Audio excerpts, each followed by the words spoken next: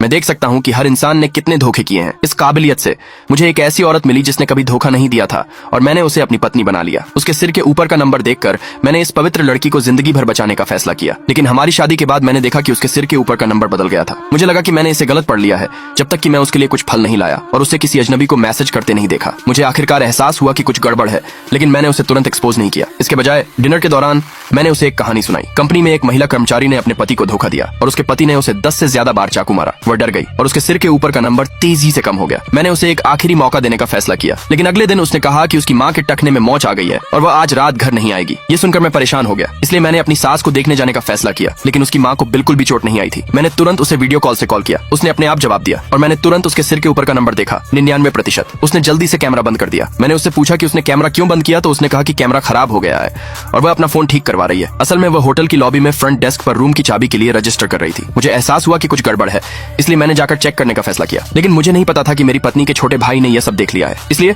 उसने तुरंत उसे मैसेज किया। जल्द ही फोन की लोकेशन के आधार पर मैं सीधे होटल पहुंचा। मैंने फ्रंट डेस्क पर अपनी पत्नी का नाम बताया और पूछा कि क्या उसने चेक इन किया है। फ्रंट डेस्क ने कहा कि वे गेस्ट की जानकारी नहीं दे सकते। मैंने एक गिफ्ट कार्ड दिया और वे तुरंत चेक करने लगी। तभी मेरी सास और उनके भाई भी आ गए। मेरी सास ने मुझसे उनके साथ जाने के लिए कहा। मुझे पता था कि सच मेरे सामने है। जब हम बहस कर रहे थे तो फ्रंट डेस्क ने कहा कि उन्हें वो मिल गया है। मैंने उनसे तुरंत मुझे ऊपर ले जाने के लिए कहा। वो मुझे दरवाजे तक ले गई, लेकिन तभी मुझे अंदर से अजीब आवाजें सुनाई दी। मुझे बहुत गुस्सा आया। मैं तुरंत अंदर घुसने के लिए तैयार हो गई, लेकिन मेरी सास और उनके भाई ने दरवाजा रोक दिया, ये कहते हुए कि उन्हें लगता है कि उनकी बेटी धोखा नहीं देगी। लेकिन मैंने उन्हें ऐसे होटल में कमरा बुक करते देखा था जहां बेवफाई की दर 99% से ज्यादा थी। चाहे जो भी हो, मुझे उन पर यकीन नहीं हुआ। मैंने उन्हें एक तरफ धकेला और दरवाजा लात मारकर खोल दिया। दूसरे पार्ट के लिए कमेंट में यस लिखे।